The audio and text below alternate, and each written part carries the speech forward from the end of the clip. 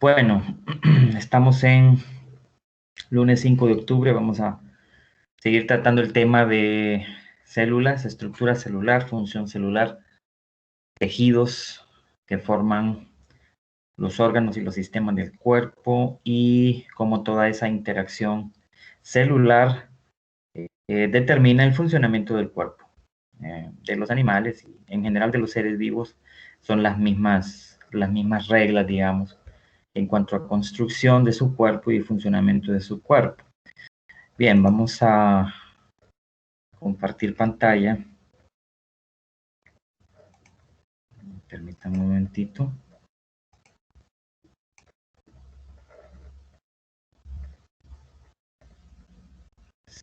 Ustedes me dicen si observan la pantalla. Sí, Sí, se ve. Perfecto. Bien, entonces, les había mencionado así rápidamente que la ciencia que estudia la estructura de las células y las funciones de cada orgánulo o organelo dentro de la célula, en principio era la citología. Todavía la citología es una ciencia activa que estudia precisamente eso, ¿verdad? Cómo funcionan las células y cómo están construidas.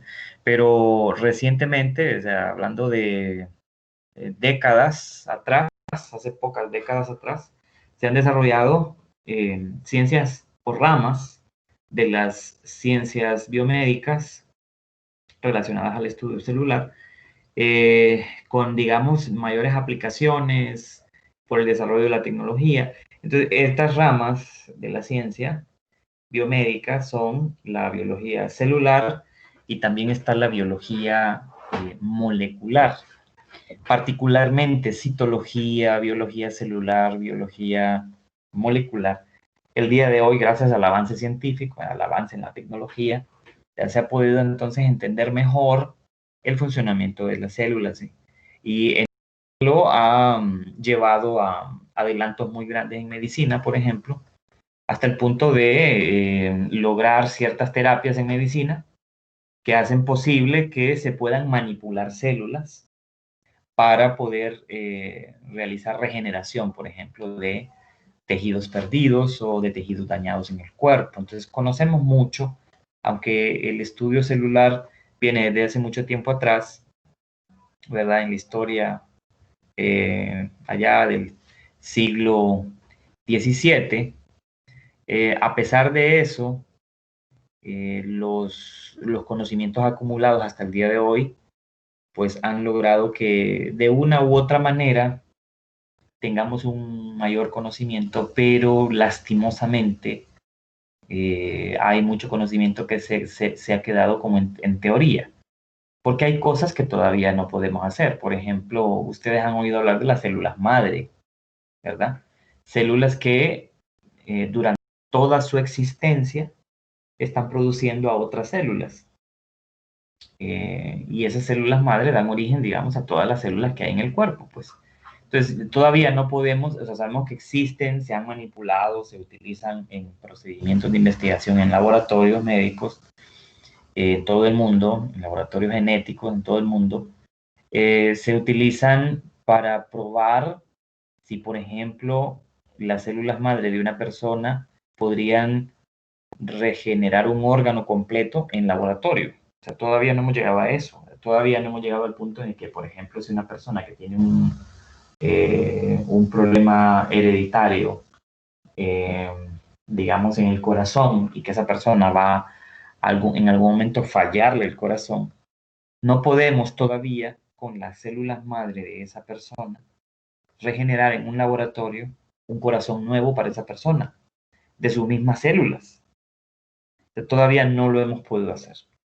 Si se llegara a lograr, probablemente no sé en cuánto tiempo, eso sería difícil de predecir, pero si se llegara a hacer, entonces literalmente podríamos alargar más la vida, porque estaríamos siendo capaces de sustituir partes del cuerpo a partir de células que han dado origen a ese órgano o a esas partes del cuerpo, de forma artificial, digámoslo así, en un laboratorio. lo que habíamos dicho ya antes, solo estoy haciendo un repaso rápido de los hallazgos de las células en el siglo XVII. Este señor Robert Hooke fue el que construyó, digamos, el primer microscopio óptico, muy sencillo, y lo que habíamos dicho antes, ¿no? Que había observado células de la corteza del árbol del corcho y observó que las estructuras que estaban ahí formando ese tejido eran células a las que él llamó celdas inicialmente, por su parecido con los dormitorios de los monjes en aquel tiempo, pero que después el término se acuñó como célula. Ya habíamos dicho que la célula es la unidad básica más pequeña, estructural, fundamental y funcional de todos los seres vivos, que tiene la capacidad de llevar a cabo todas las actividades necesarias para el mantenimiento de la vida, crecimiento, reproducción, regeneración, etc. También decíamos que la célula posee todos los componentes físicos y químicos básicos para su propio crecimiento, mantenimiento, reproducción y muerte. Y que por tanto, por los hallazgos de más de un científico hace unos siglos, se pudo determinar o se pudo escribir, digamos, una explicación científica del por qué se creía que todos los seres vivos estaban compuestos de células, formados por células, y cómo esas células realizaban esas actividades básicas del organismo multicelular. Y estos señores fueron de esos pioneros: Rudolf Virchow, que era médico, Matthias Schleiden, que era botánico, y también Theodor Schwamm, que era zoólogo. Ellos estudiaron las estructuras que este señor Hooke llamó células, las estudiaron y escribieron una teoría llamada hasta el día de hoy teoría celular, y es la que tiene estos tres postulados que habíamos mencionado antes, que son como la base del estudio de las células aún el día de hoy, ¿verdad? Los tres postulados principales son: las células son unidades básicas de los seres vivos, todos los seres vivos están formados de una o más células, y las células se originan de células preexistentes. Estos serían los tres postulados principales de la teoría celular, válida el día de hoy incluso. Habíamos visto que, o habíamos mencionado que, bueno, los seres vivos somos muchos en el planeta, y lo que más abunda en el planeta son organismos unicelulares, bacterias, arqueas, y la gama de forma estructural, la forma del cuerpo, que tienen estos organismos unicelulares, o que tienen las células en general, son muy variadas dependiendo de las funciones que cumplen. Habíamos dicho que los tamaños de las células son relativamente muy pequeños, en el orden de micrómetros, y que la mayoría están entre 10 y 100 micrómetros, el tamaño de la mayoría de las células, con algunas excepciones, porque hay células que digamos que son lo suficientemente grandes como para poder ser observadas, como por ejemplo esta que está acá, que es un huevo de rana. El huevo de rana, este huevo realmente es el cigoto o el resultado celular de la unión de un gameto masculino, de una rana macho, con el gameto femenino de una rana hembra, o sea, con el óvulo o huevo de una hembra y el espermatozoide de un macho, se unen y forman esto que dice huevo de rana, que es ustedes quizás lo han visto en las quebradas o en algunos charcos después de las lluvias, se reproducen y como unos grupos así de pelotitas transparentes que se pueden ver porque tienen un grosor más o menos de 1 milímetro de diámetro, y están así como apilados en una como espuma al lado de las charcas o en las orillas de las charcas, de las fuentes, después de las lluvias. Y esos son huevos de rana y sí se pueden ver, y son células, son cigotos, ¿verdad? Son la unión de dos células. Pero es una excepción, o sea, la mayoría son tan pequeñas que no pueden verse, ¿verdad? Tamaños son muy pequeñitos. Lo que les decía, células madre, nosotros cuando venimos desarrollándonos desde el vientre de nuestra madre, pues hay un tipo de células que se producen muy tempranamente en nuestra existencia, desde que pasamos de ser un cigoto, o sea, un óvulo fecundado, hasta una cierta masa de células, comienzan a producirse células madre que al final son las que dan origen a todas las demás células del cuerpo. Células de la piel dan origen a células que se van a convertir en células de la sangre, en células nerviosas, en células de tejido graso, en células musculares, etc. Entonces, el día de hoy se estudia mucho la biología celular, estudia mucho la forma de, digamos, alterar, manipular el funcionamiento de células madre para terapias de regeneración de tejidos, por ejemplo, el día de hoy. Y bueno, en el cuerpo nos habíamos fijado en aquel libro, que es Enciclopedia de Anatomía Humana, que les mostré, que nosotros tenemos en nuestro cuerpo, los seres humanos por lo menos, aquí me estoy centrando en los seres humanos, tenemos en nuestro cuerpo unos 200 tipos diferentes de células, ¿verdad? Todas con funciones diferentes, pero alternando, digamos, sus funciones, comunicándose muy bien todas las células en los tejidos de nuestro cuerpo para poder lograr el funcionamiento normal, cotidiano de nuestro cuerpo. Resulta que hay 3 características que son comunes a todas las células, no importando que sean células unicelulares, o sea, que son organismos unicelulares o procariotas, o organismos multicelulares o eucariotas, porque esos 3 componentes son básicos y están en todas las células. Entonces, ¿cuáles son esos 3 componentes? De afuera hacia adentro, de afuera de la célula hacia adentro, una membrana plasmática o membrana celular que le da forma a la célula, protege el interior de la célula, aísla lo que ocurre adentro de la célula, de lo que ocurre afuera de la célula, o sea, me refiero a todas las reacciones químicas que ocurren afuera y adentro, están aisladas por la membrana, administra la membrana lo que entra y sale de la célula, los nutrientes que llegan, los desechos que salen, los productos que se forman adentro y tienen que ir dirigidos a una cierta parte del cuerpo, pasan por la membrana y son administrados, reguladas en su entrada-salida por la membrana. Todas las células tienen membrana plasmática, que también se le llama membrana celular, de forma normal, común. Hay un citoplasma celular en todas las células, que es un material fluido, ¿verdad? Es de compuestos químicos, claro, y agua, en su mayor parte agua, citoplasma es agua, es un fluido, no es completamente líquido, sino que es algo viscoso, y en el citoplasma, pues, están, digamos que flotando todos los organelos que hay en una célula, por lo menos en las células eucariotas, ¿verdad? Porque las células procariotas casi no tienen organelos celulares. Y luego está el ADN.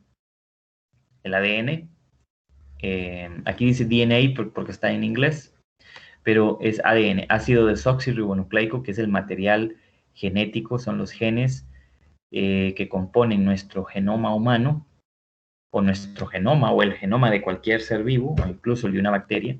Aquí estamos viendo una bacteria, una estructura típica de una bacteria, este es el ADN, que forma su genoma, y que está ahí, pues ahí está codificada toda la información de lo que somos. O sea, cada parte de nuestro cuerpo está codificada, está ahí como en un manual de instructivo de cómo se tiene que construir esa parte del cuerpo, y toda esa información está englobada en ese ADN, en ese material genético, o en ese ácido nucleico, que es un ácido nucleico. También por ahí, junto al ácido desoxirribonucleico, hay también ácido ribonucleico, que tiene que ver con la producción de proteínas. Después vamos a ir hablando un poco más del ADN. Lo vamos a ir mencionando siempre. Aquí tenemos una célula eucariota y otra eucariota. Esta es una célula vegetal y esta es una célula de animal, del cuerpo animal. Entonces vean que tienen las mismas 3 estructuras básicas, que son comunes a todas. Pero hay diferencias a nivel del interior, del tamaño, de la complejidad. Las células procariotas son mucho más simples en ese aspecto. Lo mismo que estábamos viendo ahorita, de esas 3 partes que son comunes a todas las células. Esta es una célula procariota básica. Uno nota que tiene, aparte de membrana celular, aparte del citoplasma y del ADN que está ahí, tiene otras estructuras. Por ejemplo, tiene una cápsula bueno, tiene una cápsula así bastante gruesa, muchas de ellas, no todas las bacterias tienen cápsula. Esto que dice cápsula, la parte roja gruesa, es un material químico, es una serie de compuestos químicos que forman esa cápsula y que ayudan o tienen funciones bastante complejas y diferentes en las bacterias. Por un lado, la cápsula le sirve como para adherirse a algún sustrato, ¿no? A adherirse a una superficie, que puede ser la membrana de otra célula, en el caso de aquellas bacterias, por ejemplo, que eh, son patógenas, o incluso las que no lo son, porque recordemos que los procariotas son los seres vivos más abundantes, están en todos lados, incluso invadiendo nuestro cuerpo, no invadiéndolo de manera negativa, sino compartiendo, digamos, el espacio de vida con nosotros, porque nosotros convivimos con cientos de miles de especies diferentes de procariotas en nuestro cuerpo, más que todo bacterias. Y la mayoría de ellas nos ayudan, más bien, o sea, no nos perjudican. Esas cápsulas ayudan a que se adhiera a una diferente superficie, por ejemplo, incluso en un río o en un arroyo, en donde hay agua que está corriendo, las rocas que están ahí al final, al fondo, incluso esa cápsula les puede ayudar a pegarse en esas rocas, aunque el agua esté corriendo y pueda arrastrarlas. O sea, es tan fuerte la adhesión que le provee a la bacteria para poder mantenerse ubicada en esa posición y no moverse de ahí. Y en otras ocasiones, las cápsulas, en aquellas que son patógenas, ayudan de cierta manera como a invadir las células del cuerpo para poder comenzar una reacción infecciosa, una reacción patógena. En algunos casos eso ocurre con las que son patógenas. Vemos que hay pared celular, aparte de la membrana, vemos que hay pared celular que está por debajo de la cápsula y es una estructura también formada por compuestos químicos. En este caso, en las bacterias es comúnmente de péptido glicano o péptido glucano, que es una combinación, les había dicho, entre azúcares y proteínas, un compuesto entre azúcar y proteína, que sirve como protección, sirve para darle protección a la célula.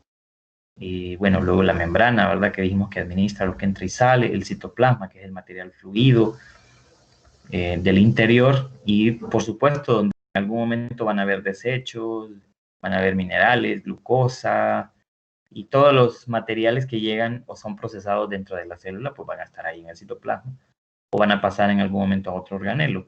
Vea que hay ribosomas. Ribosomas son unos pequeñitos organelos celulares que hay en todas las células y que sirven para construir proteínas, fabricar proteínas o sintetizar proteínas. El cuerpo, todo este cuerpo, todas las estructuras que ustedes ven ahí en una célula y en nuestro cuerpo como seres humanos, está formado a partir de proteínas. O sea, nosotros estamos construidos a partir de proteínas en su mayor parte. O sea, estructuralmente, en nuestra mayor parte somos proteínas. Igual todos los seres vivos, el cuerpo de los seres vivos igual.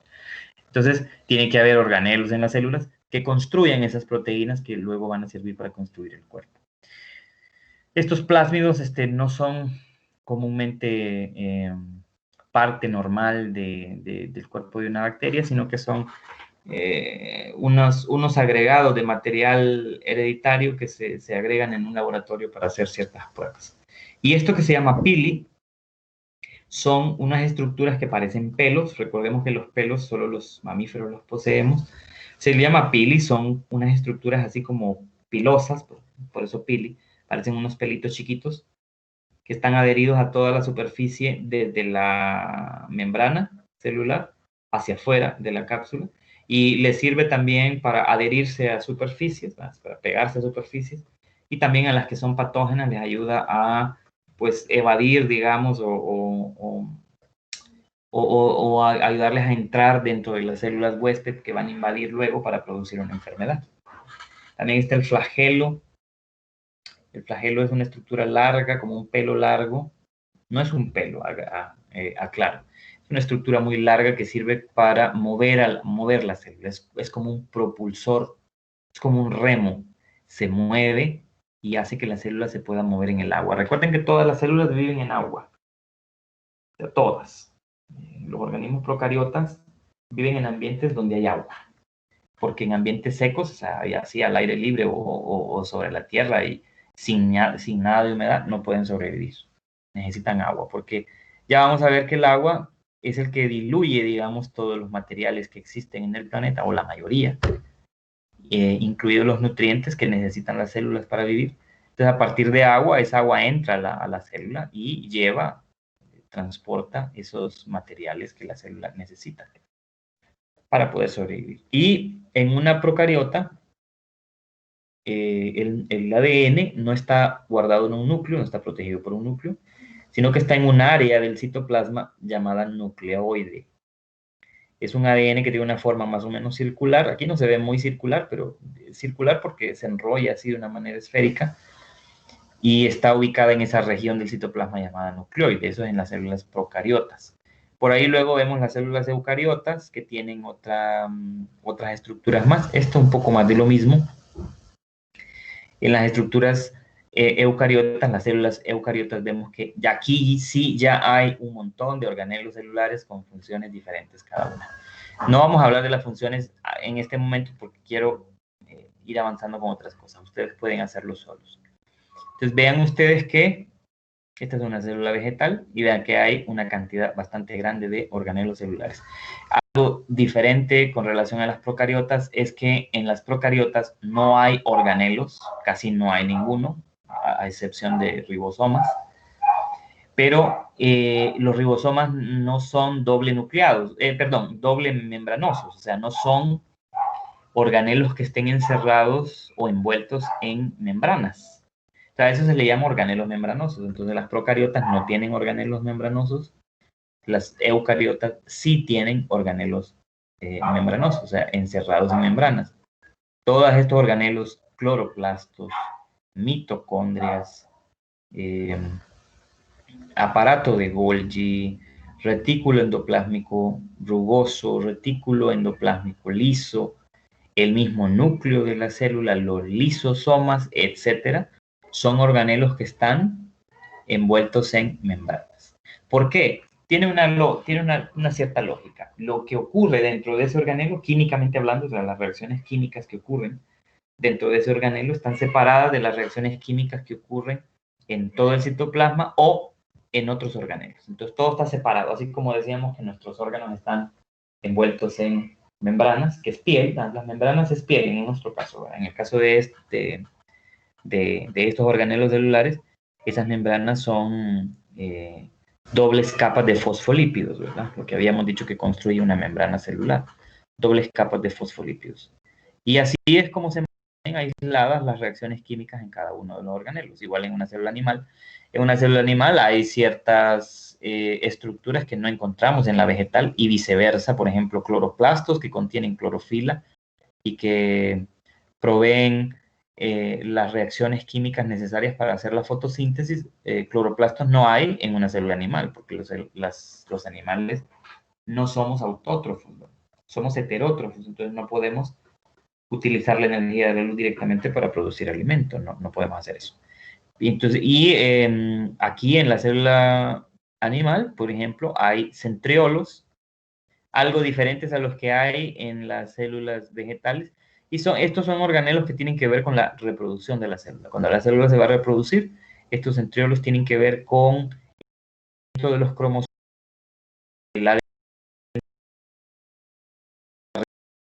ese ADN, para que pueda quedar la misma cantidad en una célula y en la célula hija. Entonces, en eso tiene que ver. Y otros organelos más que están por ahí, ustedes los pueden ver allá mismo en las diapositivas que ya tienen, o incluso reforzarlo con lo que aparece en los libros, ¿no? Esto es bien interesante. Aquí no había terminado yo esto, pero quiero mostrarles que nos vamos a centrar un poco en lo que es el animal, el cuerpo animal, y vamos a diferenciar tipos de tejidos que poseemos en nuestro cuerpo. Pero ahorita solo déjenme poner esto aquí. Entonces, en el cuerpo de todos los seres vivos hay estructuras celulares, hay células, ¿no? Sin embargo, vamos a ver.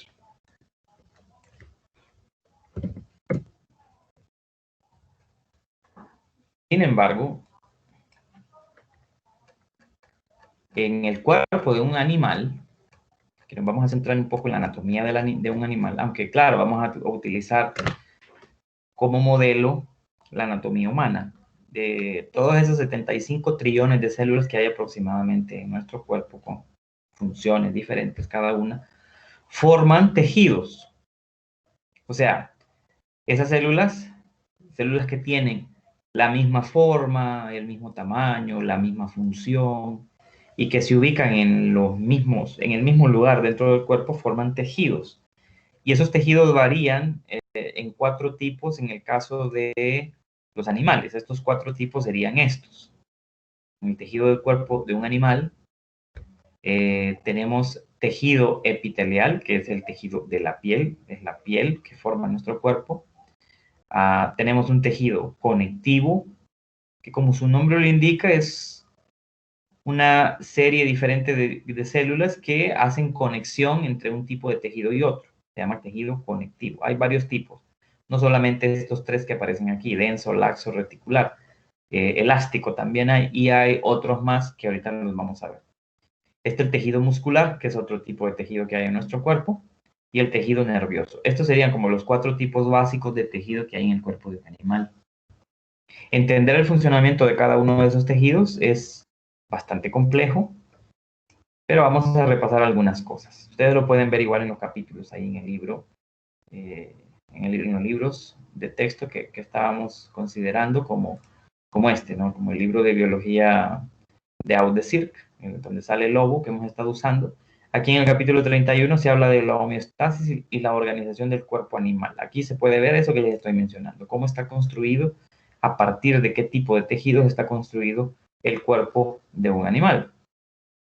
Y pues obviamente se habla de todas las funciones de esos tejidos, ¿no? Aquí se habla un poco de la homeostasis, de cómo funcionan esos procesos homeostáticos. Y por acá se puede ver cómo el cuerpo del animal, de cualquier animal, está formada por una serie de sistemas orgánicos, cuyos órganos, a su vez, están formados por una serie de tejidos que no son más que agrupaciones de células con funciones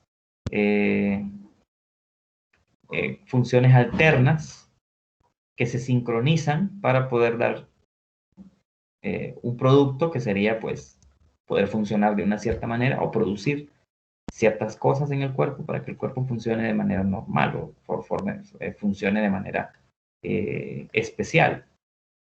Entonces aquí están todos los tejidos que acabamos de ver, incluida la piel, con sus diferentes variantes. Estas son fotografías, estas ya no son diagramas, sino que estas son fotografías de esos tejidos, en este caso de piel. Tejido óseo, tejido sanguíneo, estas son fotografías. Tejido adiposo, tejido que almacena la grasa. Los tejidos musculares que hay en nuestro cuerpo, los distintos tipos de tejido muscular que hay en nuestro cuerpo. El tejido nervioso que hay en nuestro cuerpo, que no solamente está formado de células neuronales o neuronas, también hay otro tipo de células, en este caso se llaman células glía o células gliales, tienen otras funciones en el cuerpo. Entonces vemos ahí luego en detalle cada una de esas estructuras. Y vamos a hacer un repaso pequeño, vamos a ver. Entonces aquí tenemos un cuadro en general de los tejidos que hay en nuestro cuerpo. Cada uno de esos tejidos está formado por diferentes tipos de células. Tenemos un sistema esquelético o tejido esquelético, músculo esquelético, en este caso en especial. Esto es un tejido muscular. El músculo esquelético es el que está pegado al hueso. Es el músculo, la musculatura roja que está pegada al hueso. Si yo me voy a otra imagen acá, este es el hueso y este es el tejido muscular.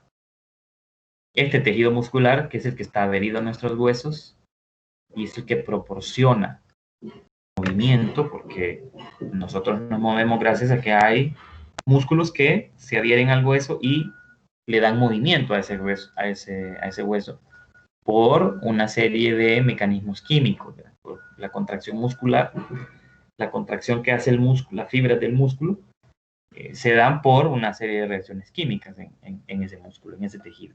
Entonces, este es el músculo esquelético. Hay 3 tipos de musculatura. Tenemos músculo esquelético, y se le llama comúnmente músculo estriado y esquelético. ¿Por qué se le llama estriado? Porque tiene una serie de estrías. Si yo me voy más cerca de acá y le hago un acercamiento a esta foto, fíjense las estrías, estas rayitas que se le ven aquí, estas líneas, son estrías. ¿Por qué? Porque cada una de esas líneas constituye una cierta agrupación de células musculares que son alargadas, que tienen una forma alargadita, a las cuales se le llama fibras musculares, y que están conectadas en unos ciertos paquetitos que forman esos haces, forman lo que se llaman haces musculares, que son los que se contraen y se relajan y hacen que este músculo se pueda mover por la contracción o por la relajación. Algo interesante del músculo esquelético, aparte de que es el que nos provee movimiento al cuerpo porque está unido a los huesos, es que aquí es donde se almacena una cierta cantidad de azúcar que viene de la sangre, porque no debe de estar en sangre, no debe de estar demasiada cantidad de azúcar. Entonces empieza a producir errores en el funcionamiento de los órganos. Y entonces aquí en este músculo, en este tejido muscular estriado, esquelético, es en donde se almacena una parte del azúcar en forma de glucógeno. Recuerden que el polisacárido de almacenamiento de energía en nuestro cuerpo, en el cuerpo de los animales, es el glucógeno, y que se almacena por un lado en músculo estriado, esquelético, y por otro lado en el hígado, que no es músculo. El hígado es otro tejido, formado por otros tejidos. Bien, eso es el tejido muscular. Si me voy más abajo, pues lo que van a ver es simplemente la distribución abundante de músculos que hay en nuestro cuerpo. De hecho, en el capítulo ustedes empiezan a estudiar todas esas partes del cuerpo donde hay músculo y las clasificaciones de ese músculo. Bien, vamos a ver, voy a subir otra vez. Este es músculo esquelético, permite el movimiento de nuestro cuerpo. También el músculo esquelético, otra cuestión es que por fricción es el que ayuda a calentar nuestro cuerpo. Es decir, la fricción muscular en nosotros genera calor desde adentro. Nosotros generamos calor desde adentro y somos considerados seres homeotermos, que regulamos nuestra propia temperatura, o sea, no dependemos de la temperatura externa para poder calentarnos, sino que nosotros nos calentamos desde adentro porque generamos calor desde adentro. ¿Cómo lo generamos? Por fricción muscular. ¿Qué tipo de músculo es el que genera ese calor? Es el músculo esquelético. Es el tejido muscular esquelético el que hace esa fricción de tal manera que nosotros podamos calentarnos desde adentro. Cuando hay demasiado calor, o sea, cuando se genera mucho calor, el exceso de calor sale de nuestro cuerpo porque de lo contrario nos quemaría. Literalmente lo que haría es que eleva la temperatura del cuerpo, elevaría la temperatura del cuerpo muy arriba del rango homeostático y las células comenzarían a morir. Entonces por eso es que nosotros los animales homeotermos o homotermos, que somos los mamíferos y las aves, siempre estamos emanando calor, porque lo estamos produciendo desde adentro. Y así como un radiador, o sea, emana calor hacia afuera para evitar el sobrecalentamiento del motor o de nuestro cuerpo en este caso, así es como nosotros nos calentamos y nos enfriamos por otro sistema que está relacionado con la piel y el sudor, ¿verdad? Ese es otro. Aquí vemos el otro tipo de tejido muscular que dice acá, músculo liso. Es otro tipo de tejido muscular que no es estriado. Si uno se acerca, no tiene estas estrías laterales, transversales, mejor dicho, estas estrías transversales que tienen músculo estriado, sino que es un músculo que tiene fibras musculares. Claro, las células son fibras. Todas esas líneas de color como anaranjado, o anaranjado y rojo, son células muy alargadas porque tienen forma de fibra, o sea, alargada. Y esos puntos como morados son que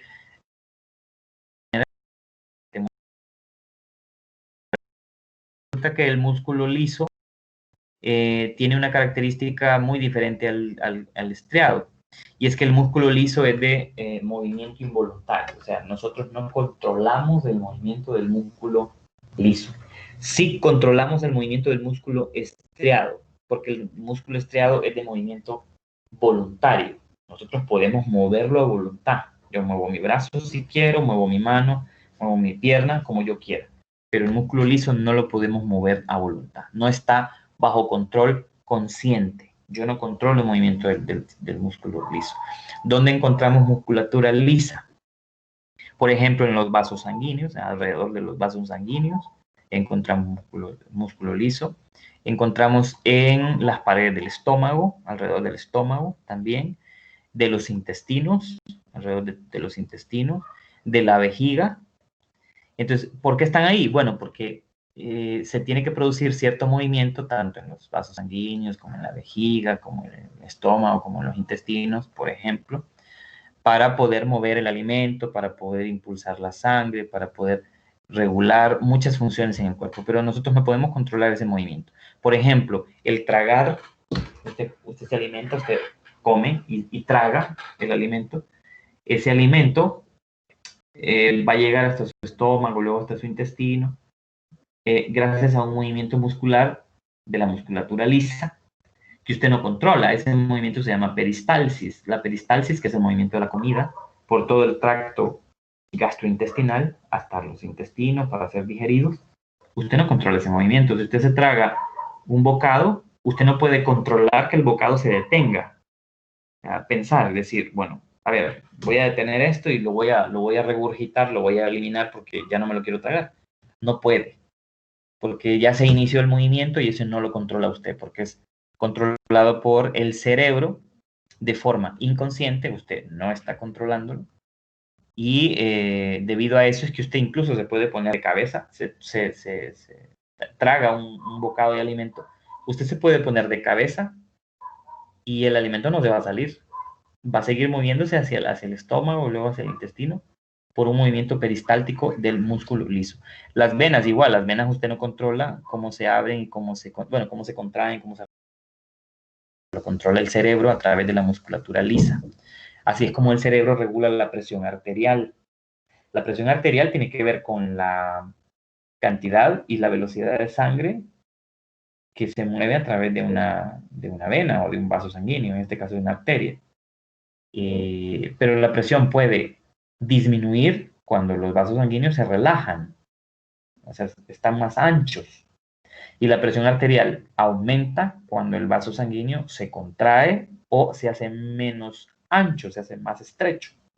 Entonces, ese movimiento lo controla el cerebro, no lo controlamos nosotros de forma consciente, a través de este tejido muscular liso. También está el tejido muscular cardíaco, el músculo que forma el corazón. Mire que también son fibras musculares. Tienen algunas estrías por ahí, se pueden ver. Ahí están los núcleos de cada una de las células, son células alargadas, ¿verdad? Porque son en forma de fibras. Entonces, igual el tejido cardíaco no es de movimiento. Aquí no aparece, a ver, cartílago. Aquí no, pero si uno se va a otros capítulos, este es el libro de Solomon, el otro libro que les he mencionado, que es el libro de texto en la clase teórica presencial. Por aquí en el capítulo 17 se muestra todo eso, ¿verdad? Lo que acabamos de mencionar, los tipos de tejidos que forman el cuerpo, dónde están ubicados. Por aquí entonces se ve creo que aquí está abajo. Más abajo está. El tipo de, incluso está explicado en un cuadro, mucho mejor. El músculo cardíaco, la ubicación, formando lo que es la pared del corazón, toda la estructura del corazón. Es involuntario, tampoco usted controla el movimiento del corazón, usted no controla si le palpita rápido, si le palpita lento, no lo controla, sino que se controla de forma inconsciente, el cerebro lo hace. Tiene células, al igual que todos los demás tejidos musculares, células alargadas, elongadas, quiere decir alargadas, largas. Algunos tienen esas estrías que no son más que proteínas que están ahí formando parte de la célula. Y por ahí se dice que también el músculo cardíaco pues tiene un ritmo, ¿verdad? Tiene un ritmo de movimiento autónomo, controlado por el sistema nervioso autónomo, de hecho, de tal manera que nosotros no podemos controlar ese movimiento. Entonces, estos son los tres tipos de tejido muscular que hay. Más arriba, si uno quiere empezar desde el tejido epitelial, que es, digamos, el primero, porque tiene unas funciones muy básicas de protección en principio. Entonces, voy, por ejemplo, aquí a esta diapositiva y quiero hablar del primer tipo de tejido que hay en el cuerpo, que es el epitelial. Epitelial quiere decir piel, y hay que recordar una cosa: la piel recubre tanto la superficie externa del cuerpo como la superficie interna. Si nosotros tuviéramos la capacidad de darnos vuelta desde adentro hacia afuera como un calcetín, o cuando usted agarra un calcetín y le da vuelta, si nosotros pudiéramos hacer eso y nos diéramos vuelta, metiéramos la mano y nos diéramos vuelta el cuerpo, la superficie de adentro del cuerpo está rodeada de piel. Todos los órganos están rodeados de piel. Los vasos sanguíneos están rodeados de piel. O sea, todo el cuerpo está recubierto de piel, porque la piel, una de las funciones que tiene es recubrir. O sea, aquí incluso me faltó esa función, es recubrimiento. Y una de las funciones más básicas de la piel es la protección. O sea, la piel nos provee protección porque aísla lo que ocurre afuera del cuerpo de lo que ocurre adentro. Y es la primera barrera inmunológica, de hecho, la piel. O sea, inmunológicamente hablando, la primera defensa que nuestro cuerpo tiene es la piel. Una vez que se llega a vulnerar la piel por una herida o por una picadura o por una raspadura, etcétera, cuando ya se abre la piel y expone otras capas de células que están más abajo, que siguen siendo piel, pero que están más abajo, ahí ya la protección se perdió, porque en principio es una barrera que impide la entrada de cualquier microorganismo o incluso sustancia, cualquier antígeno, cualquier molécula que no se origine dentro del cuerpo, que no sea parte del cuerpo, sino que sea externa al cuerpo, ajena al cuerpo. Entonces nos protege. Pero también la piel tiene funciones de absorción, porque a través de la piel nosotros podemos absorber, por ejemplo, líquidos, agua, humedad, podemos absorber. Tiene funciones de sensación, porque a través de la piel nosotros podemos sentir, ¿no? Sentimos, tenemos células especializadas para percibir estímulos térmicos, ¿verdad? Cambios de temperatura, estímulos táctiles, ¿verdad? Cuando nos tocan o rozamos algo con nuestra piel lo siente porque está llena de sensores nerviosos que reciben esas sensaciones.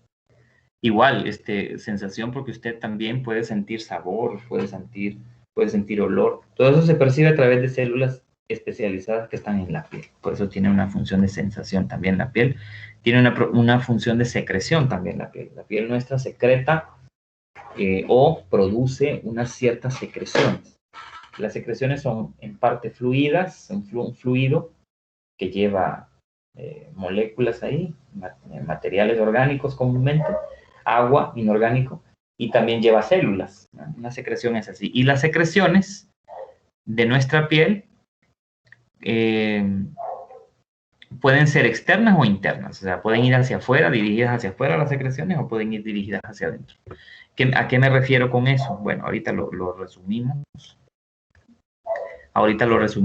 Eso quiere decir que a lo largo de toda nuestra piel, aquí vamos a ver esta imagen, a lo largo de toda nuestra piel, en todo nuestro cuerpo, nosotros tenemos unos órganos especiales en producción de secreciones. Esos órganos se llaman glándulas. Entonces, en la piel nosotros tenemos glándulas que producen secreciones que van dirigidas hacia afuera, o incluso en el cuerpo, en otras partes del cuerpo, tenemos glándulas que producen secreciones que van dirigidas hacia afuera, aunque ya no se le llama ahí secreción, ¿verdad? Comúnmente el término secreción se usa para un producto que va dirigido hacia afuera del cuerpo, no hacia el interior. Entonces, vean, nosotros tenemos entonces unas glándulas exocrinas. Exocrinas quiere decir que lo que producen, la secreción que producen, van dirigidas hacia afuera del cuerpo. Y las las glándulas exocrinas que nosotros tenemos son glándulas sudoríparas, y también tenemos glándulas salivares. Ya vamos a hablar un poco de eso de las glándulas salivares. Y tenemos glándulas sebáceas también. ¿Qué son las glándulas? Esto es bien importante. ¿Y por qué tiene que ver con la piel?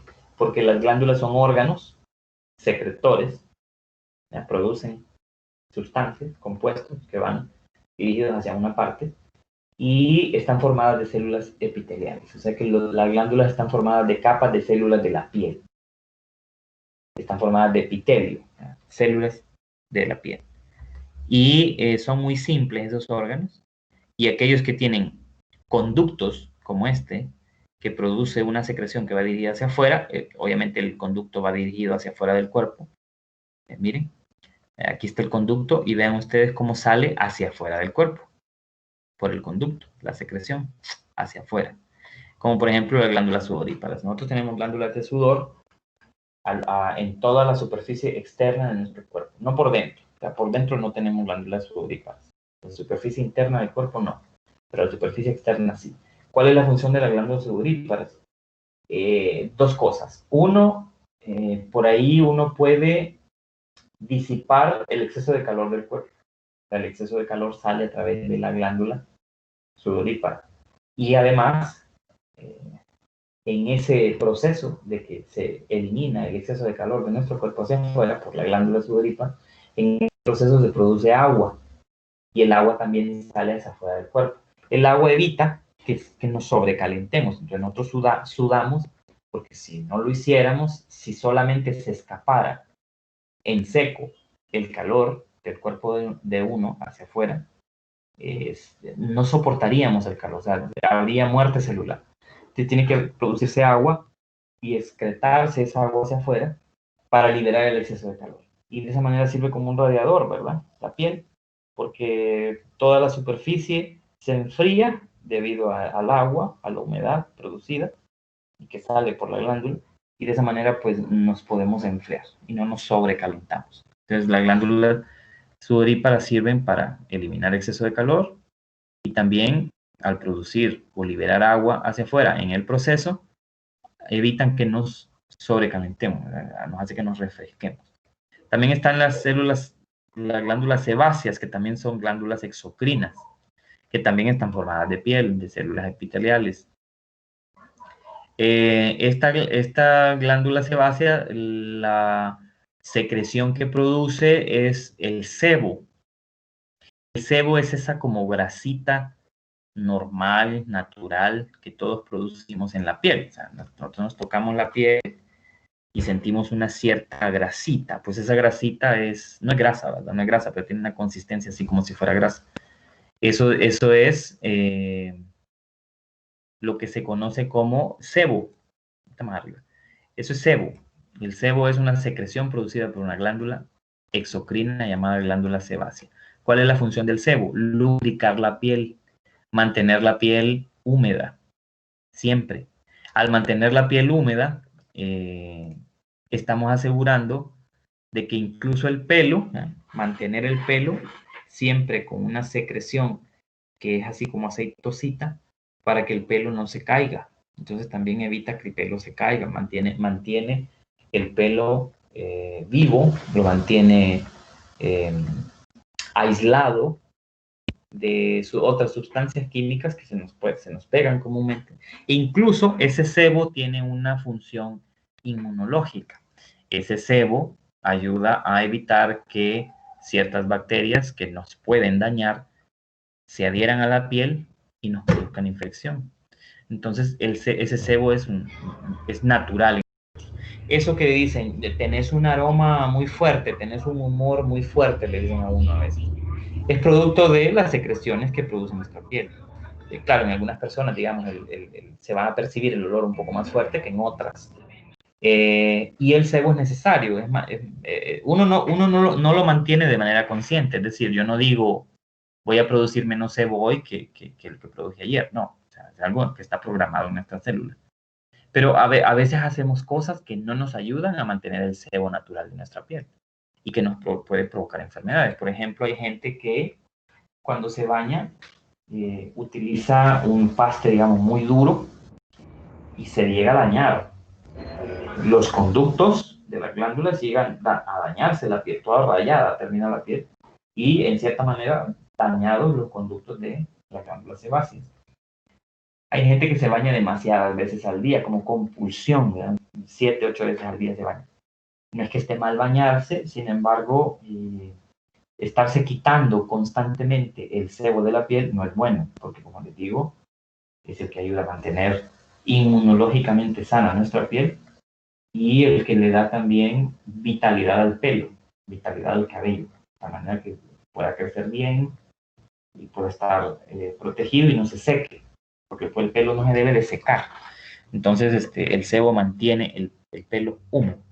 Y no todos producimos las mismas cantidades. Hay personas que lo producen en mayor cantidad y otras en menor cantidad. Y por eso la diferencia en el humor que tenemos las personas, ¿no? Eso en cuanto a glándulas sudoríparas, glándulas sebáceas, que son glándulas exocrinas. Producen esas secreciones hacia afuera del cuerpo. Pero, vamos a ver, voy a hacer un poco más pequeño esto. Estábamos hablando de la piel y estábamos diciendo que aparte de protección, tiene otras funciones y tiene un montón de células que la forman. Entonces, en estos capítulos comúnmente, más que todo es un poco más claro en el aspecto de que tiene estos cuadros de resumen muchísimo más claros, en donde se explica paso a paso qué tipo de tejido estamos viendo, qué tipo de células estamos viendo, en qué parte del cuerpo están y cuál es su función. Entonces empieza a hablar de la piel externa que tenemos, la piel interna, las células de la piel que forman las glándulas y dónde hay glándulas y cuáles son sus tipos, las células que forman el revestimiento del intestino, por ejemplo, cómo son externamente nuestras células de la piel, cómo nos protegen porque son columnas de células muertas. Y aquí se explica básicamente en detalle todo lo que tiene que ver con la piel, qué tipo de células y qué tipo de ubicaciones y funciones tiene en esas partes del cuerpo. Luego empieza a hablar del tejido conectivo, dentro de los cuales también está la sangre, la grasa, el hueso y el cartílago. Son tejidos conectivos.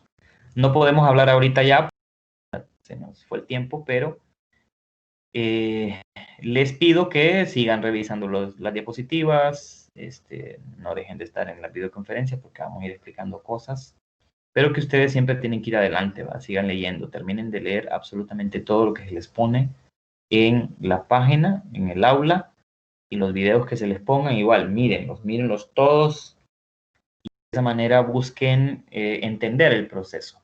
No es memorizar necesariamente todo, sino más bien entender las funciones, entender dónde están ubicadas las estructuras y por qué están ahí, por qué están ubicadas en ese lugar y no en otra parte.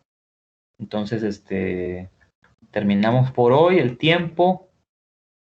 Ya está habilitado el cuestionario del video, que usted cuando entra al aula y empieza a resolverlo, se fija que cada pregunta tiene un segmento del video. Entonces le pide que vea el segmento primero para luego contestar la pregunta. Yo aconsejo que primero busque el video, incluso antes de responder las preguntas, busque el video. Se llama El interior de la célula, hecho por la Universidad de Harvard de Estados Unidos.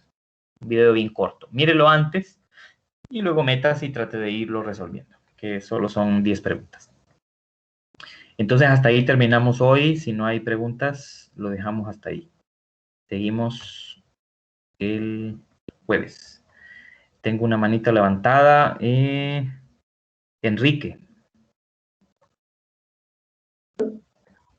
Sí, ¿qué tal?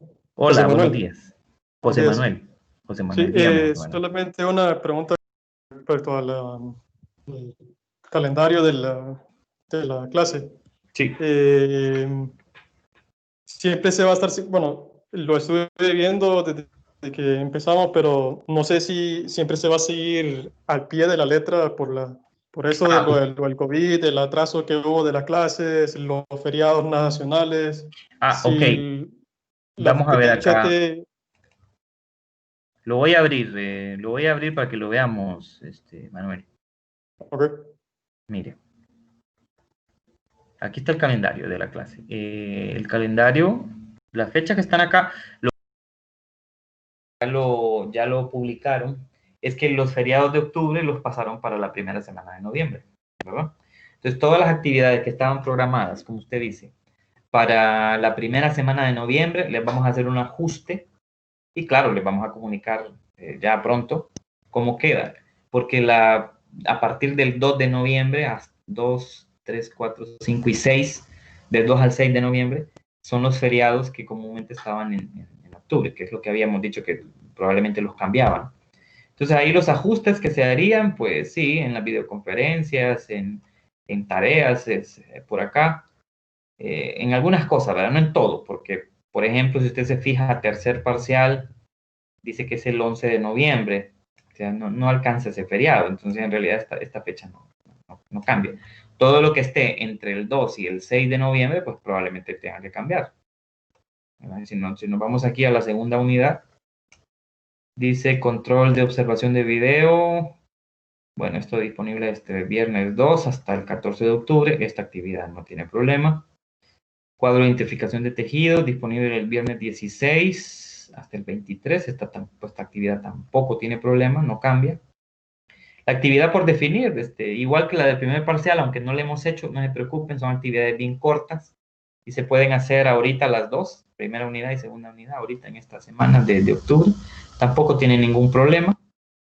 Y ya después de ahí para allá, pues únicamente lo que estuviera entre el 2 y el 6. Pero si ustedes se fijan aquí, miércoles 28 de octubre, 10 de noviembre, no tienen así como traslape con esas actividades. Lo único que sí sería que las videoconferencias no las haríamos en esos días, ¿verdad?